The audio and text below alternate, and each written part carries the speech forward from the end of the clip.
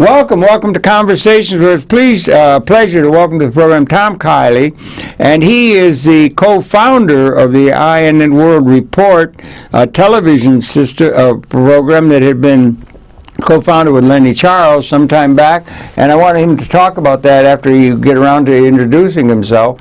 But that was a major thing, and he's now the INN World Report Radio that he's doing, and he's a person of great understanding and political savvy and so forth. And Tom, welcome so much again to the Conversations. Such a pleasure.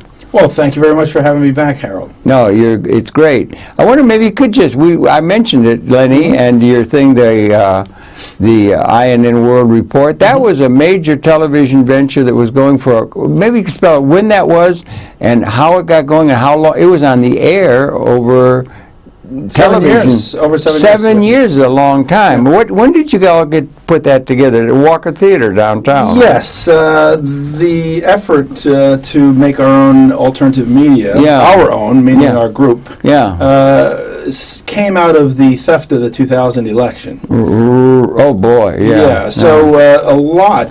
It was probably the first major event that spurred electronic media and activism. It was back in just 2000, and by then people were using the internet a great deal and email and so forth. Yeah. And many groups sprang up across the country to bolster the democratic process. Yeah, right. And in that effort, I met Lenny Charles, who had a television studio downtown. How did you happen to meet, if it could? Yes, that was a major thing. Lenny really had. You guys had a really good Lenny had a thing TV going. studio downtown where he was doing production. Had a whole building. Yeah, well, he and his partner had a building. They rented it, and then they eventually bought it. And they were producing video down there for musicians and also for commercials and things. Yeah. And Lenny had been also helping Amy Goodman get her early video version of her program out. He did exactly that. I remember that. He was there, and he was getting Democracy Now! Out to Colorado, where right. it was put up on satellite on the Free Speech TV channel of the Dish Network satellite system. And how long ago was that? This was in the year 2000. In the year 2000, the time of 2000 the election. and then into 2001. Into the 2001, Yes. after the election and everything. Right. And that's when a whole lot of things that we take for granted were just in the formative stage, and he was right in on that. He knew how to do it, and he was getting Amy up using the interconnection and the internet and everything. He was using, ended up using satellite to get it out to them, and then it was broadcast on satellite. But you're right, this was when a major explosion in digital technology was just starting, because in those days we were still sort of using analog and tape, and then we're changing over to digital. Yeah, it was all going. And then you had that running for a long time. 7 years, did you say? Yes. You were producing it there at the studio. In Walker Street down in Tribeca, right 1/2 mile north of Ground Zero, practically exactly north of Ground Zero, the World Trade Center. And because of his effort in helping Free Speech TV get Amy Goodman's program to them, he had it in there, and he pitched the idea for a show, and they said fine. And then he and I worked together for about a year to put together a few promos, and then they liked it. And then 9/11 happened, and that set us back. So rather than getting on the air in 2001, it took another few months, and it wasn't until 2002. But once we were on, we had a weekly 1-hour news and information magazine program. It was a weekly thing, And then we switched. Good programming. Then we switched in 2004 to a daily. That's what it was. When the Republicans came to town for their convention. That's the same year that we couldn't go to Central Park because we were going to trample the grass. They wouldn't let us go to Central Park because you're going to harm the grass. Right. Yeah, well, what a joke. But Lenny, and you were you on camera as yes. well? I used to do many of my speciality. What I really like to do is to do what you do. To take advantage of the opportunity to not only educate myself but educate the public at the same time. It's an open university. Yeah, right. You know the idea, right? Yeah, sure, You've been doing it better than anybody for many years. Well, I've been doing it a long time. You know, there's some others really do it really good, but that's good. And you were doing that, and so that was a fun thing. There was a lot of work involved. A lot of hard work. And that was being distributed by Free Speech Yes, TV? it was being broadcast by Free Speech TV. We would put our program together and then send it to Colorado via satellite. That's where they are. Is that Denver? At the time, they were in Boulder. They're in Boulder, Denver right now. outside of Denver. Yeah, they're in Denver now. Yeah, I know some of the people that got that started. I think there were a couple of people from here that got involved in that group that makes up Free Speech TV. Yeah. And now they're very, very, they got a whole lot of people in their stable. Now they've got Democracy Now! Is a big thing that goes all over the place. I guess it goes all over the world. That's a major venue. Originally out of the Pacifica network. Well, it was all out of Pacifica Network, yeah. Yes, originally out of the Pacifica network. I hear Pacifica may be in trouble. I mean, economic trouble. Yeah. And the whole, not only Pacifica, all 5 stations of Pacifica are in trouble. Have you got any inside track on where that I stands? may, being a New Yorker, WBAI is here in New York and so forth. And I have heard a lot of things, much of which I have no reason to doubt, but I don't know that it's appropriate to get in on the subject right now. It's kind of sensitive. Well, let me just put it like this. I would just think of it as a citizen, because it's a great service. Well, let me just put it like this. I hear that the Pacifica Network is in great trouble. However, what was or became their flagship program, Democracy Now!, doesn't seem to be in any kind of trouble whatsoever. So Democracy Now! Is flying high. That's right. And it's in television, and it's all over the world, and I think. Started on Pacifica, which is not flying high anymore. Was that when they were down at the firehouse? Amy used to be down at the firehouse. I think it started out on the radio, Democracy Now!, probably down at BAI before the firehouse. Right. The video okay. was starting I think she says every day, BAI comes with Democracy. WBAI comes in. Anyway, and then you did that, and you ran it for 7 years. That's a long time. A lot of hard work. How many programs did you all put together? And what were you, did you have an overall theme, an overall idea, or anything that my partner Lenny was very interested in doing news, which is difficult to do if you don't have a staff of reporters. So we would collate. A lot of people do it now. Yeah, now you could do printing. Yeah, we would collate stories that we got over the internet and put our own graphics up with them. I am more interested in what you do, and that's what I did. So I arranged, and we had a couple of other very talented people working with us. Yeah, and you mean on camera? Yes. Okay. And also putting the show together and getting guests and so forth. Yeah, so. Right. So I was, I did some news reading, but mostly I did interviews. Yeah, well, and and what was the tack? Oh, there's a lot of interviews you can do. There's 7 billion people in the world. A lot of people you could do an interview with. Well, what kind of things were you focusing on, you and Lenny, in terms of the overall thrust of the venture? I think the corporate media does a fine job covering what it covers. Yeah. Okay, and so there was no need to try to compete with that. Yeah. A, because they have more money than the Almighty to do it. Yeah, right. But B, they also don't cover a lot of really, really important information, and that's what we dedicated ourselves to doing, to being the witness in the forest, so that if somebody did something pretty amazing, it would be heard by people rather than the tree falling without being heard. Number one. Yeah, right. And number two, we just felt that we did not want to be partisan in our approach either. So transpartisan was a major... Transpartisan, you mean you didn't want to be all left or something? Or what do you mean, transpartisan? Be ecumenical, maybe? Or reach out to a lot of different more ideas? Ecumenical. We were just speaking with the gentleman from the Left Forum there. And, that's Seth Adler, nice guy. Very nice. They're putting that Seth Left Forum together. Yeah. Very nice. And and I think he got it wrong when I mentioned to him our concept of transpartisan. I don't mean that it means a pox on both your houses. Yeah. What it means is that unfortunately there's an orthodoxy that comes up. If you're a dyed-in-the-wool conservative or a dyed-in-the-wool lefty, then you can't talk to those other people over on the other side. That's a problem in the society in general. Yeah. And it's been a problem. And in the media, yeah. It's been a problem that's been cultivated, aided and abetted, I think, by oligarchy, which perhaps we can go into. Yeah, I want to talk about oligarchy as a reality, yeah. But, that's why INN got into it. We said to ourselves, well, who do we think we are to be trying to step up to the plate when luminaries like Democracy Now! Have been doing this for so long? And we took stock, and it was our determination that Democracy Now! And shows like that were content to preach to the converted. Okay, that they were not reaching out in a transpartisan fashion. Okay, transpartisan is a word. That's not... Would you include... Amy Goodman would be seen as the left.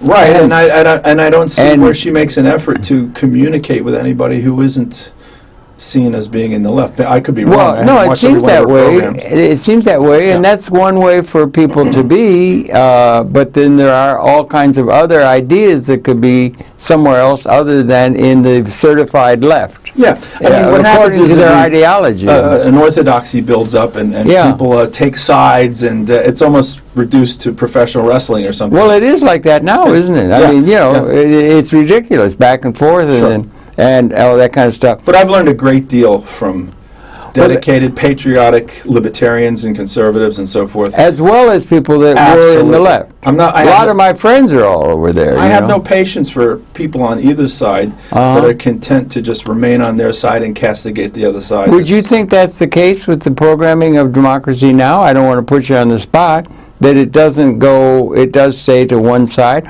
or the advertising that goes with it and everything like that, or the left forum itself?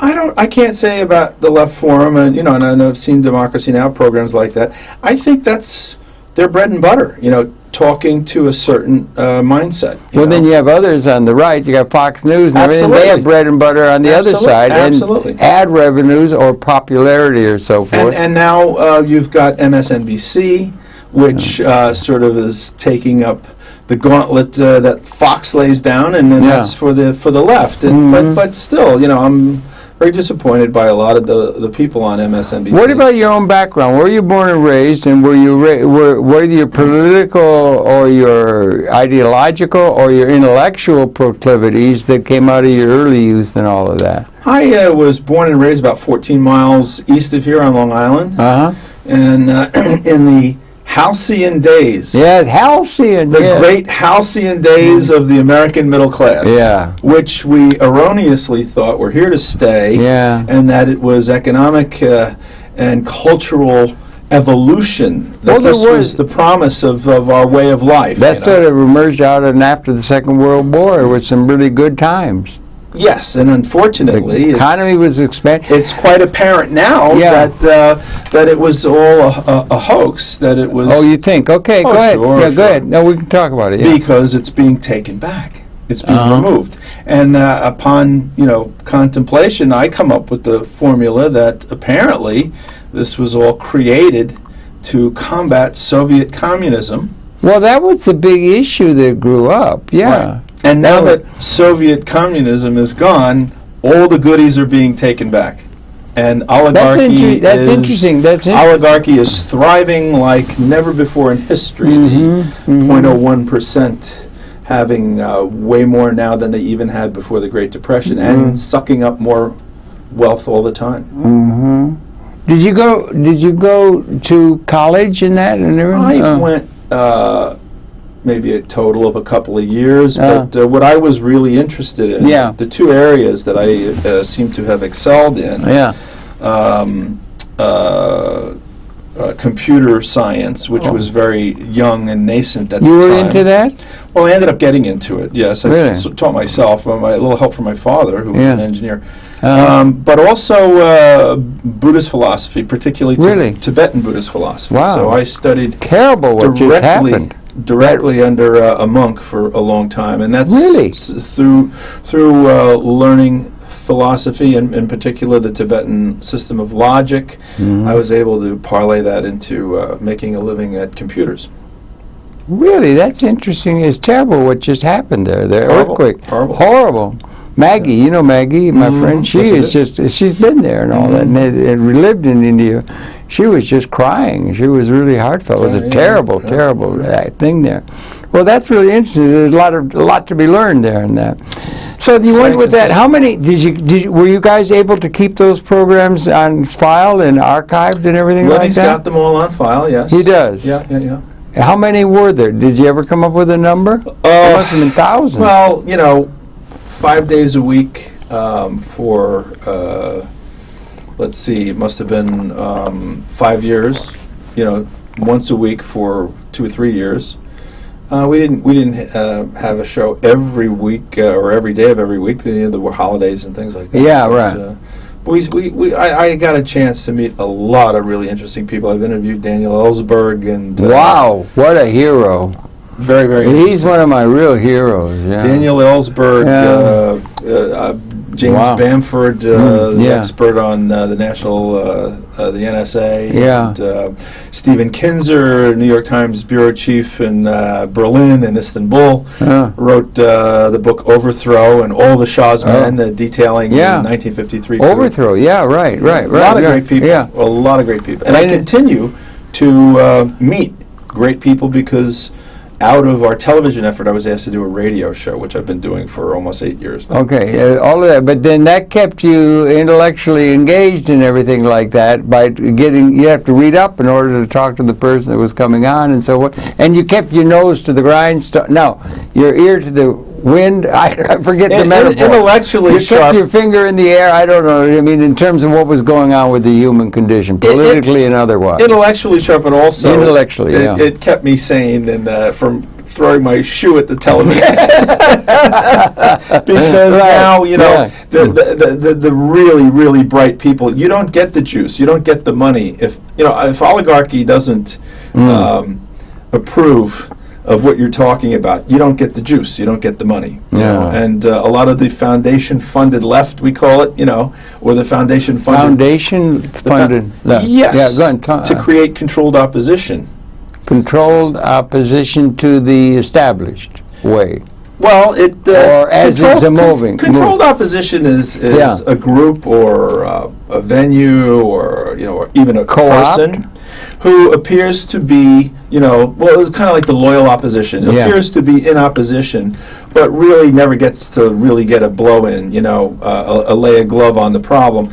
And typically what happens is, in this concept, they receive funds. From the opposition. From the oligarchy. From the oligarchy, yeah. We're going to talk about that. You ever heard of a little thing called the Ford Foundation?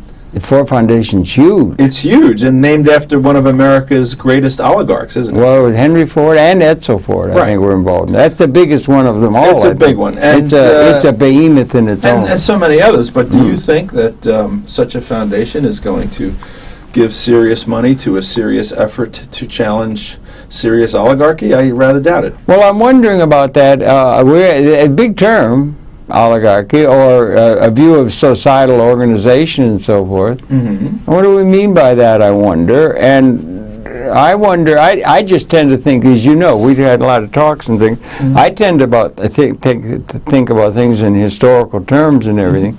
It seems to me, in a certain sense, or let's get to a dictionary definition of it, or a contemporary definition of it, but it seems to me like throughout all of, civilized human history, it's always been, in a certain sense, with some variation in that, an oligarchy. I think oligarchy is a constant presence. You think, yeah. Oh, yeah. Okay, and back to my understanding of what the word means, rule by the few. Yeah, hasn't it always been? Sure. Okay. The problem is it gotten worse? Has it gotten? It's being addressed, the oligarchy in the contemporary. You know what I think, Harold? Like everything else, it's organic and it waxes and wanes. Okay? Yeah. I think it's always there, and there's two characteristics of it that change a good deal. Well, maybe three. The size of who's in the oligarchy, let's just say, the power that it has, and the visibility that it has. Those three quotients seem to change all the time. currently it's got a great deal of power and relatively small visibility, but that's changing because their actions are, the problems are just too great to keep hidden under the rug anymore. That's interesting. That's interesting in itself at this particular time. What would have been the situation 1,000 years of Rome? Well, I mean, you had an oligarchy. That was sure. You know what I'm saying? The Roman Republic was founded because the Roman oligarchs were killing each other off, right? And they decided, hey, let's call a truce, and nobody will be the boss, and we'll have a senate, and we'll all have a say, and we'll pick the consul. That was moving along a line. I think it probably was worse under Pharaoh. I mean, the Pharaoh had been a civilization, an oligarchy. Mm-hmm. I don't know, Nebuchadnezzar maybe early, and then let's go along the wheel of history and say for 1,000 years after the fall of Rome, you had hereditary families in Europe. The kings were there, hereditary families, and you had them living in a castle eating off golden plates, and the serfs were wallowing around in the mud. Yeah, what happened? It was oligarchy. After the Pax Romana, right, when that all broke down, 1,000 years a lot of former Roman military officers out in the provinces became local oligarchs, didn't they? I guess that's true, yes, and that's how the feudal system started, I think. That the strong men, with their... Do you remember the first castles? They were these stone towers, right? Yeah. Mm-hmm. They were called keeps. Yeah, the castle keep. Well, the castle, that would be part of the castle where you'd repair to when you had First they were towers called a keep, and then they built walls around them, so the castles had a keep in the center. Right. That's where the oligarch kept his loot. Yeah, right, right. I think, well, yeah, I think of it as a retreat in the case of attack or something, but that was a redoubt you could go to. Who's attacking? Well, I don't know. Oligarchs gone wild. Well, no, but you would have you got all the Germanic and other, or you got the royal families coming, and it was about 1,000 years. Well, that's the consolidation of oligarchy into the European aristocracy. After the fall of Rome, you had about 1,000 years where Europe, at least in that part of the world, was ruled by hereditary families, the great houses of kings and so forth. But I think they started off relatively small and probably. And then what happened was they started knocking each other off. After 300 or 400 or so, it was chaos. When you soak your local population for all the blood you can squeeze out of it, the only economic growth you have is to go knock off the guy next door. Okay, right. And if you go down the Rhine, or if you drive along northern Italy to travel from Venice to Reno, let's just say, you'll see that there's a castle. Yeah. Okay. There's a castle on a hill, and by the time you've driven down the highway and that's gone, there's another one. Yeah. And then there's another one. Yeah. And these were the locals, and then they become subsumed by what eventually becomes the great houses of Europe. Yeah, right. And those were passed down by hereditary, the birth of this and that. But it's the mafia, right? My name is Harold. Feudal system. My name, they had a feudal system for about 1,000 years. Yeah. And you had serfs, and it was oligarchy, and the people are in the castle eating off golden plates. Right.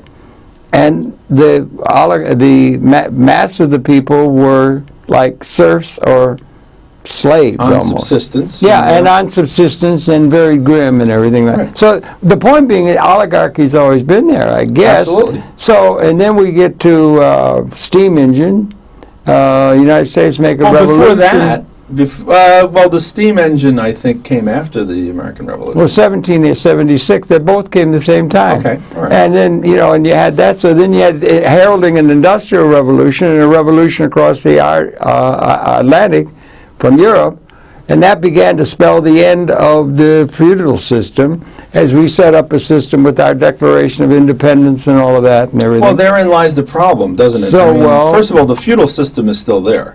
Okay. Oh, you want to see it as a feudal system? Well, the Queen of England is one of the greatest oligarchs around, I would think. Well, it's amazing to me. I think that they still give such a base. Queen Beatrix of the Netherlands, I think she just passed the rule on to her son. It's just, they do. I mean, it's a little hard. And in England, some people, my wife originally, she passed and everything, but when she was from England, and they used to say in England, among the folks and everything, one of the nicest things you could say about somebody was they know their place. Ah, yes. Isn't that interesting? The classic class system. Class system. Yeah, big time. And my name is Them what knows. Yeah. Them what knows. The goodness of a banger. No, but I'm Harold, and I was descended. I mean, Harold was the king of the Anglo-Saxons.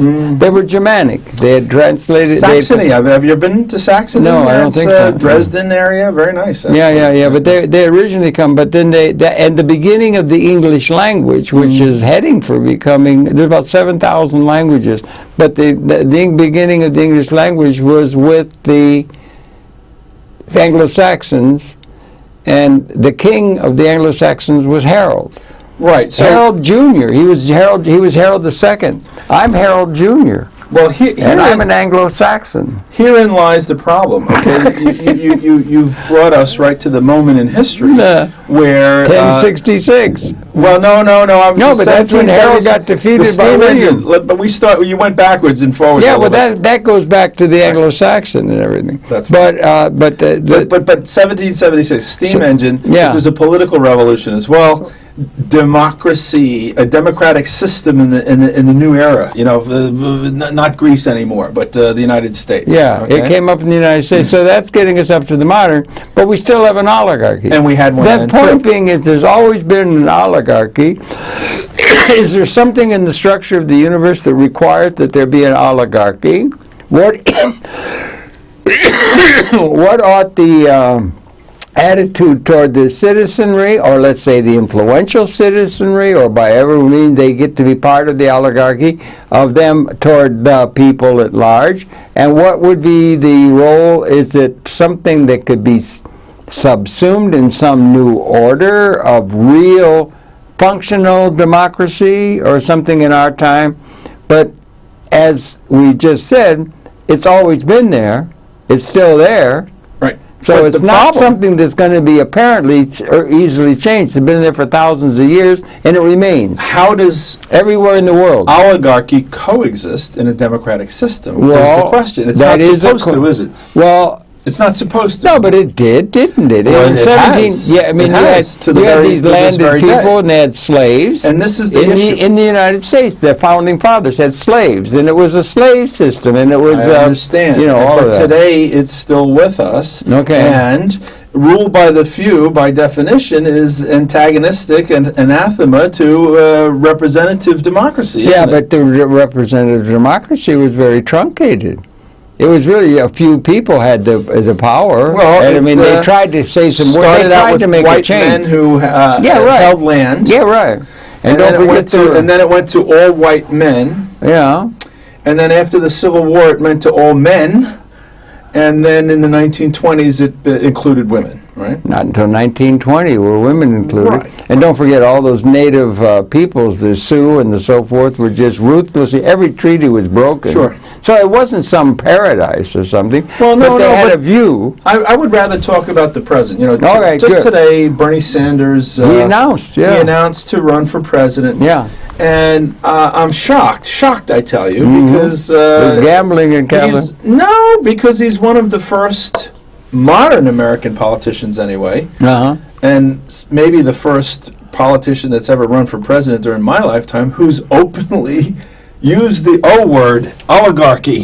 He's using it. He's talking about it. Okay, this is we're in for a showdown. I think. Okay, what's going to happen? All right, because it turns out that oligarchy is alive and well and quite strong right now, and growing in its concentration of wealth and power, and it's to absurd potential. Not only not just wealth power, but power over our lives. Okay, when it comes to the ability to snoop in every direction. Okay, this is an oligarch's wet dream. Okay, this is the Gestapo's wet dream.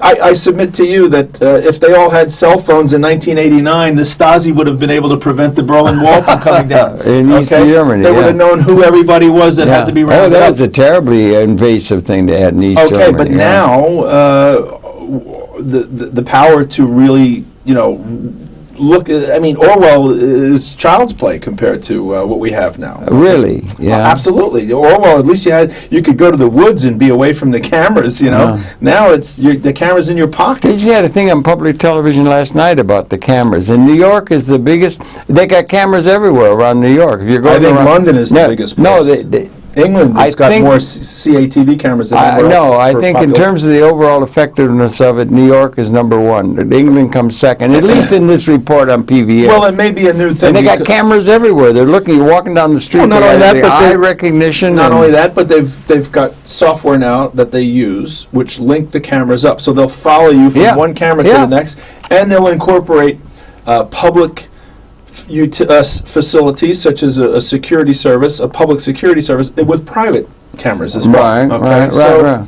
And for what? I mean, what is the level of terrorism and crime that justifies all this? I submit to you that it's not. It's actually oligarchy expressing itself, keeping tabs on everyone, because the American dream is in reverse.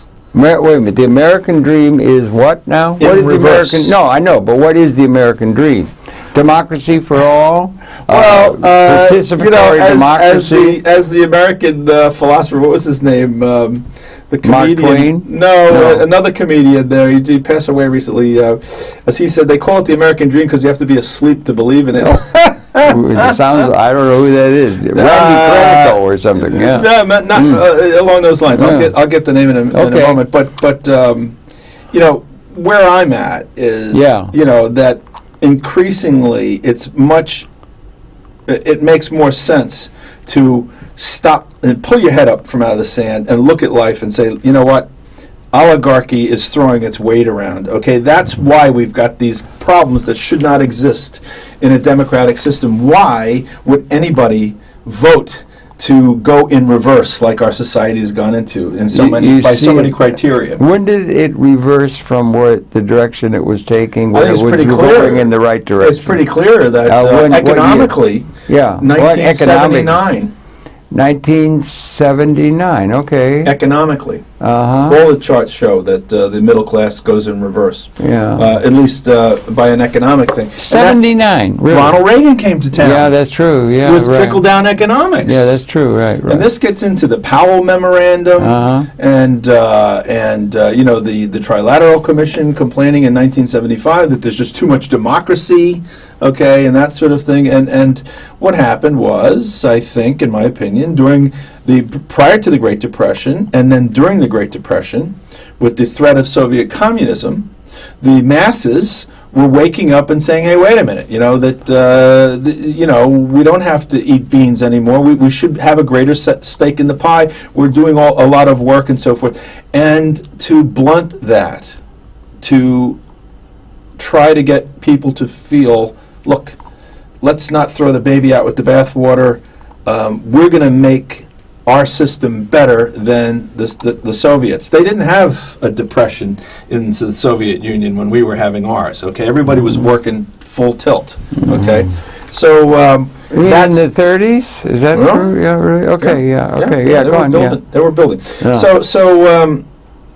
So we have this middle class being pumped up. You know, they don't even have a pot over there. We've got 2 chickens in ours. You know, what do you want to switch teams for? You know, don't cut our heads off like they did with their heads in Russia. You know, so Roosevelt comes in, saves democracy, saves capitalism. You know, from the oligarchical class himself. He saved it. He was of the oligarchy class, wasn't he? He was of it, and he saved capitalism. He saved capitalism as an economic system. No question. How did he do it? Social Security. Okay, all these that was gimmies. 35. Yeah, all these goodies for the masses to placate them and say, "Look, don't throw us out. We can do it." Well, they were probably faced with the problem. I think Bismarck did it also in Germany. He had to. The socialists were very strong. Yeah. Okay. He had Social Security over there before we did. They did. Yeah, that's right. You're absolutely right. That's true. And what happened was, you know, there's been this tug of war, particularly after the war. You know, there's this incredible judo that happened during the Second World War. A lot of people who were wary of oligarchy went into World War II and came out just we're so great, saluting oligarchy, and the Cold War starts. Well, they were saluting oligarchy. Well, you think, yeah. In the form of our great system, as was Eisenhower, when he was president, it was 92% income tax of wealth of the rich. Right. 92%. Roosevelt wanted to make it 100% during the Second World War because he said if we lose, well, they nearly did because everything had to go into the war effort. But that's all monetary tax. I mean, we didn't have an income tax in this country until 1913. Yeah. Same year that they created the Federal Reserve, and that's why. That's why, because somebody had to pay the interest now on the money that the Treasury was no longer creating, and that a private bank called the Federal Reserve was creating and charging us interest. So they had to collect that interest somehow. So they created the. And they hadn't had interest in the past.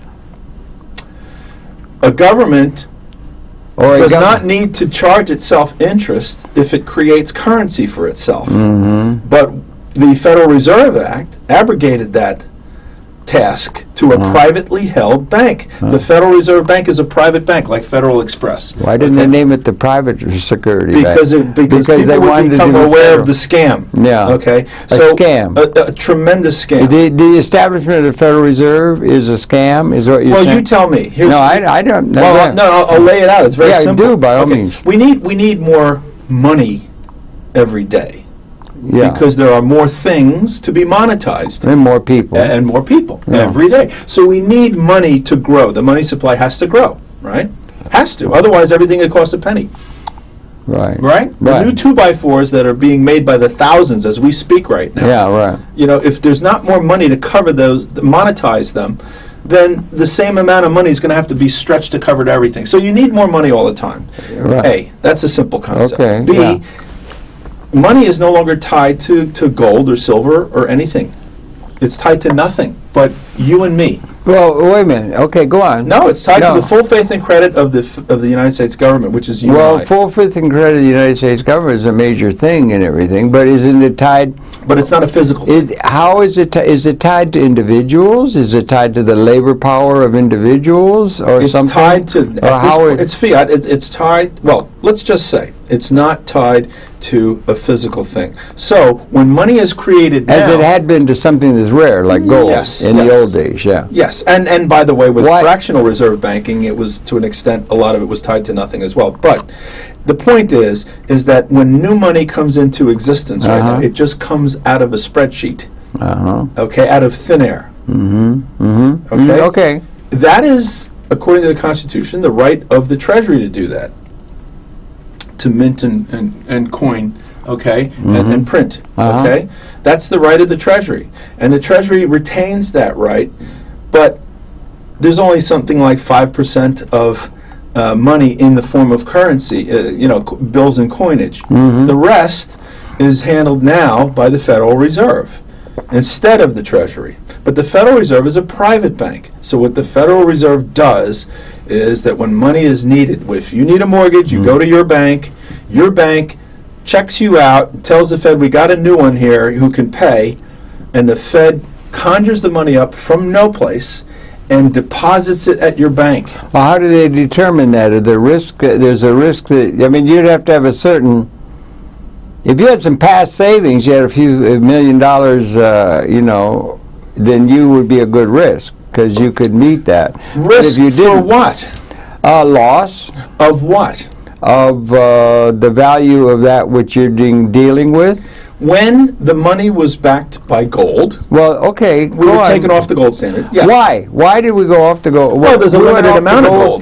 There's a relatively limited amount. The economy is growing so large that But you've just. But the gold standard was there from Venice, early Venice. I mean, they have a way of having a system. We've outgrown it. It's just not enough. And then besides which, it could be cornered. Why did we go off gold? Well, Richard Nixon took us off it. Right? Yeah, he did in '74. Right. Yeah, right. I suspect it's because the economy was growing to the point where there wasn't enough gold to back. And what was the rationale for doing it differently than when you had gold as a standard? What was the rationale for going into the system that we now have by the people who were setting it up? Probably because they realized that people would go along with it even if it wasn't backed by gold, and we have. Well, what is it backed by then? Does it have anything to do with backing production?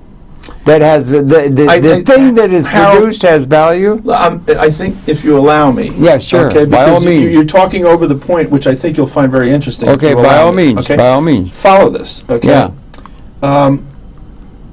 When you go to the bank to make a loan, we're all raised to think that the bank is recycling somebody's savings by lending it back out to you. Well, okay, that I got that. Yeah, this is George Bailey's savings and loan. It's not true because we hear all the time Americans aren't saving any money anymore, right? Okay, they're and precious little. Some people are saving and getting more and more money all the time. On what rate of interest? Well, no, but follow it through because I'm really wanting. So let's follow it through. So actually, though, money is created all the time when new debts are created. Because the Federal Reserve will create the money in its accounts to give to your bank from nothing to monetize what you need done. Monetize what you need done, including in that rubric or in that thing, the production of something. Right, the production of something by the effort, that could be linking it to the labor that the person represents, other than gold. But let me. And so they were related to all. That's why they have to have. Close. Yeah. Allow me to finish because I want to hear your take on this. Actually, let's use the example of a mortgage first, okay, and then we'll talk about a government bond, okay. Okay. So a mortgage, all right. They've got you. They say you could. They make the money from nothing. They put it in your account. Okay. Now you're paying interest. You're paying interest, which they didn't make. Yeah. They only conjured the principal. Okay, now you're paying interest on that. So you have to go out in the economy, find money to replace what they gave you. No, well, why would they give? Well, wait, if I may, if I could talk, sure. I mean, let's just talk about things a little more abstractly and see how that relates. It'd be very important because this is an important issue. Extremely important. In the world, you have a government and you have a private sector. And you have production forces going on. You have a lot of natural resources. You have I'm not talking about that. But I wanted to I'm just talking about money. Period. That's what I'm talking about. Whether it's used to monetize production or trees or a vacation or a house or whatever. Well, money itself. Okay, well, I know. But the money is being produced. Now, back up a little bit. I want to back up. The thing is that in the world, you have these two things. And whatever it is, those who have past savings, that is, past savings, I don't know, valuable assets or money or something like that, diamonds or gold, those who have past savings are able to put up what they call collateral for a loan for, let's just say, a business proposition. This is like in the public-private sector, a business venture which has feasibility studies and all the rest of it. Let me finish. They do that. So they can put up past savings in order to be able to buy an asset that's going to pay for itself out of its future earnings, not from past savings. The mortgage is the asset is the house itself. You're talking about mortgage, not mortgage, saying you're going to build a factory. And you've got the ability. That's corporate lending. I asked you if I could just say, from a mortgage point of view and a government point of view, let's leave the corporations out, but it follows the same model. Private sector. No, but I'm trying to make the point. A house is a private sector. Yeah, okay? all right. A house is a private sector. All right, let me say this then. Let me stick with me a minute.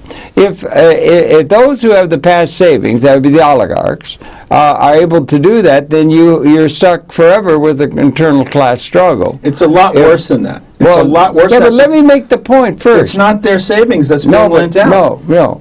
What if I'm trying to say they can do that? The people who don't have that can't do that. Now, but if you make a business investment, it's going to pay for itself out of future earnings. You're tapping into future earnings of a productive asset that you're putting up collateral for. The point you're missing. Or you have it. Now, that's the thing that's limited to those, or has been limited to those who have past savings.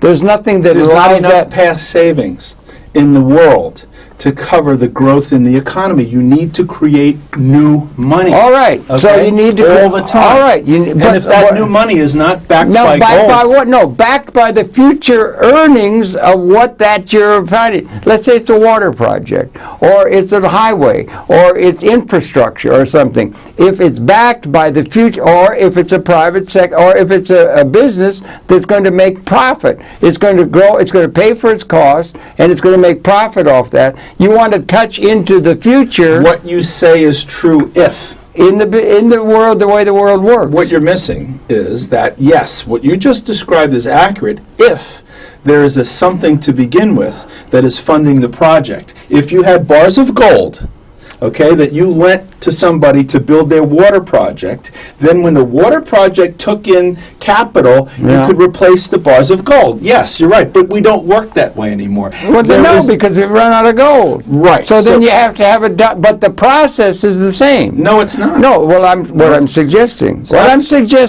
is the major thing that's involved is you're going to have the ability to produce progress and to produce... To repay? No. To reduce and tap into the future earnings of an asset. You have an asset. If you get the reason to tap into the future earnings of an asset is to repay what you borrowed. No. Okay, wait a minute. Let me spell it out a little bit. Sure. In the coming up in the 50s, 60s, 70s, and all that, what are the major way that the masses, for want of a better term, lower middle class or middle class or lower or working or whatever, were able to build up what is called net worth. The major way that was done... I'm not talking about net worth. No, but let me make the point. Money's different. No, but let me make the point. Capital. The major way in which they built up some capital, the way they got progress, they would buy a house... Mm-hmm. Everything was going up in value. They'd buy it in year 1. It was worth $10,000 in year 10. The value was going up steadily, and that's the way most of the middle class or lower middle class people were able to get some real net worth by buying into the future.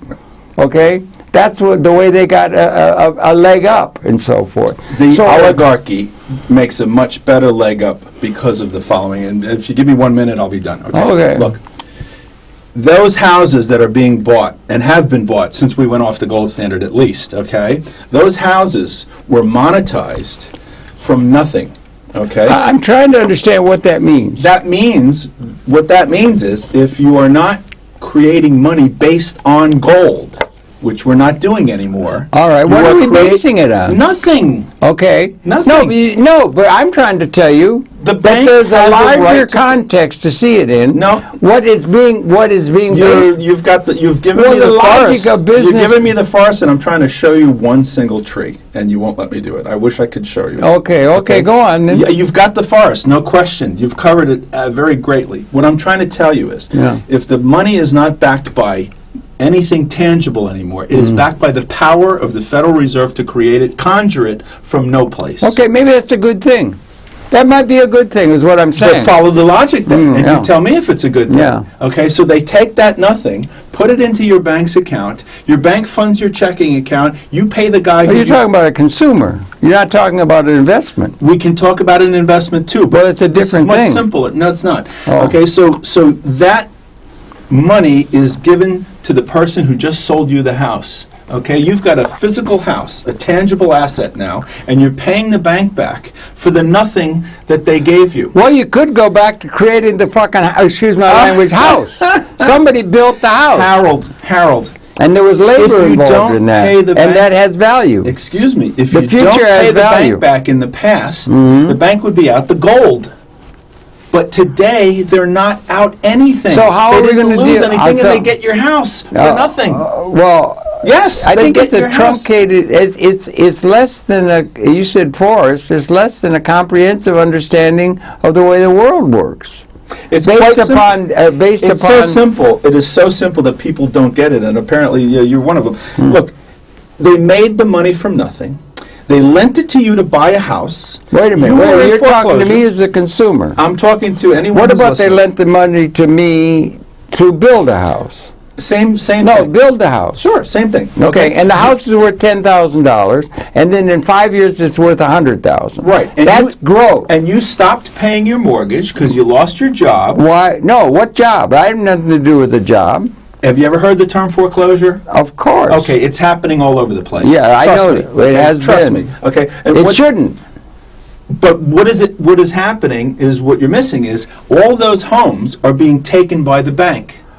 Well, who lost nothing because they didn't put gold up for it anymore. They put air up for it. So this is an oligarchical tool where this wealth is flowing to the top. Not only that, but they also got interest on the nothing that they created. Right. And they're doing it to governments. Okay? Yeah. They're doing it to Greece. This is what's going on in the world. You need to understand. This is sovereign debt. It's a sovereign debt crisis. Okay? It is Thomas Piketty, your hero, talks about it. These are ill-gotten gains. Okay?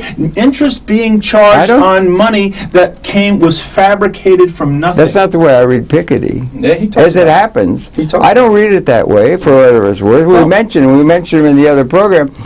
All the leaders of the world are buying it, and you got presidents, you got all kinds of political parties, you got all kinds of major bankers and people like that are involved in this whole thing.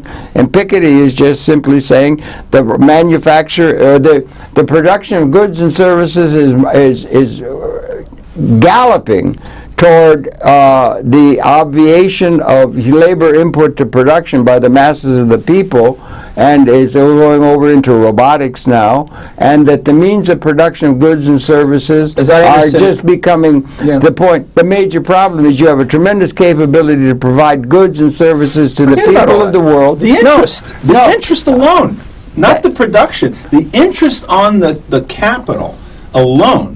Okay. Well, you keep wanting to he does. Okay, he does. Fair enough. Okay. But his major thing is that they don't have a way of distributing, because the labor in production is diminishing, as you have with cybernetics and so forth. It's diminishing, and they don't have a way of distributing effective buying power to the masses of the people to clear the market of what can be produced. They could create effective buying. You hear. That's the problem that the major leaders of the world are concerned with. You hear. They are. It is a scam. It is a huge scam, okay? We need a new bridge across the Hudson, right? The last one was what, in the 40s? Well, that'd be private, that'd be public sector. I understand. Yeah. So how does the money, things in the private sector come to build that bridge? The public goes begging to the Federal Reserve, okay, that creates bonds that are sold. Well, bonds are usually pretty secure, Well, yeah. They're supposed to be. The Federal Reserve creates cash from nothing, gives it to the banks, and then the banks take that same nothing cash and buys bonds with it. Okay? And that cash that came from the Fed from nowhere goes into the government to make the bridge. The bridge gets built. Right. But it is the cash that came to build it came from nowhere. It was conjured. So what? So what? Yeah, why does it make a difference if there's gold or not? That's not the point. What's the value of what's done in the future? Why does the Treasury have to go hat in hand to the Fed when it can make the cash out of nothing itself and not charge interest on the bond? Well, what in the interest is a big and not charge interest on the bond. Is that the main thing? Interest. You're talking about interest. Are you talking about usury? Are you talking about usury? The interest on the government debt pretty much covers why you have to pay income tax. And it was created in 1913. The same year they created the Fed. Right. Okay? Yeah, I know that. They're making money out of nothing. They are lending it to the government at interest. The government could make the money out of nothing itself. It doesn't need the Fed to do that, and it doesn't need to charge itself why did interest. They set it up that way? Because why was it set up that way? It was J.P. Morgan, the bankers, it was a scam. The Federal Reserve was created in the middle of the night, practically on Christmas Eve, I believe. I think there was hardly anybody there. The Jekyll Island. They went to Jekyll Island and created it in secret. A central bank Okay, one of the Rothschilds is famous for having said, "Give me control of a country's central bank, and I care not who makes the law." Yeah, right. Okay? I know that quote. That's what it means. I didn't. Yeah, okay. This is what it means. That why was it allowed to happen in terms of a political organization? Battle in our country. And what was the logic of it? And what was the result? Well, and how do you account if it's such a it's such an inherently disastrous thing? Right. How can we account for all the progress that's occurred over the last 100 years? First of all, this is an ongoing battle in this country. Andrew Jackson waged war with the bankers, okay? And we've gone back and forth from a national bank to a private bank, central bank, okay? Now, what the central bankers claimed was that the creation of money was too important to leave to the politicians because of political pressure. They would be pressured to make more money than was necessary and so forth. You should leave it to us bankers. Tremendous inflation. Yeah. You should leave it to us. Well, inflation is not just the amount of money, but it's also the amount of goods that you can buy and services, okay? You could have little money and lots of inflation if you don't have anything to spend it on. Yeah. Okay? All right. So they created some crises at the end of the 18th century and going into the 20th century. The 19th century going into the 20th century, and they created these crises to make people feel the relevance of what they were saying. We need a central bank again in the United States. Let us make it, and us bankers will know. And that's what happened. Bankers do have to know about things. Right. What did they do? They gave us the Great Depression right after. Within 16 years, we had the greatest depression in history. What were the forces that allowed that to happen and continue to happen and be characteristic of our economy? Well, what is the alternative? Monetary policy and how monetary, and the woman that our friend from the Left Forum was talking about, you should have her on because she talks about this. I forget her name right now.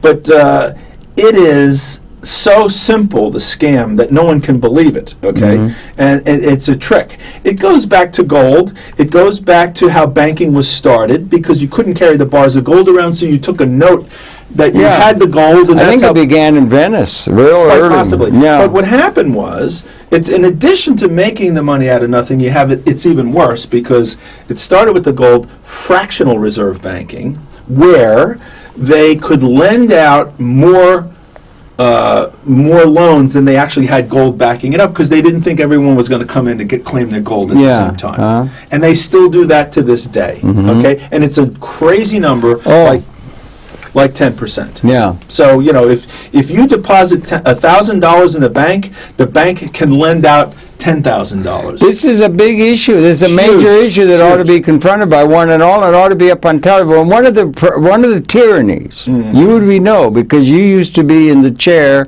of INN World Report, the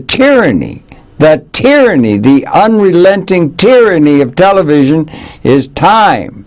I have to tell you, Mr. Kiely, we have run almost right out of time, and we're just getting to the thing we're going to have to do more along these lines. And in the audience, we'll be talking with this young man often in time ahead, and we'll get this thing all straightened out, right? We'll get it straightened out within, 2,700 hours. You know what? One thing that'll help. But in the meanwhile, run the credits, because we're running short of time for this particular program. Money as Debt. Go to YouTube. There's a great video, short, called Money as Debt, and it explains in a graphical form what I was just talking about. Is that a site or Money? It's on YouTube. It's a video called Money on YouTube, as Debt. Go if you want to get the inside track on this and that. Is this okay? Run the graphics if you could, please, because there we go. He's the co-founder, and we could have put it up there. But Money as Debt. Could you Google it and get it come up? It's on YouTube. Just go to YouTube and type in Money as Debt. Is that yours or is that somebody? No, it's not mine. It's a genius. It's a short video. It's graphical, like a cartoon. Yeah. And it explains how the banking system. Who are some of the major political people who might be going along this line in terms of saying the Republican Party or Democrat? Ron Paul talks a great deal about auditing the Fed, which they refuse to do. They don't even let you know who the owners of the Fed are. It's a private This is an bank. issue that ought to be understood by one and all. Thank you for introducing it. Sorry, we run out of time. It's a pain in the neck. My tiring time. Your pleasure to have his perception. You'll be hearing more from this young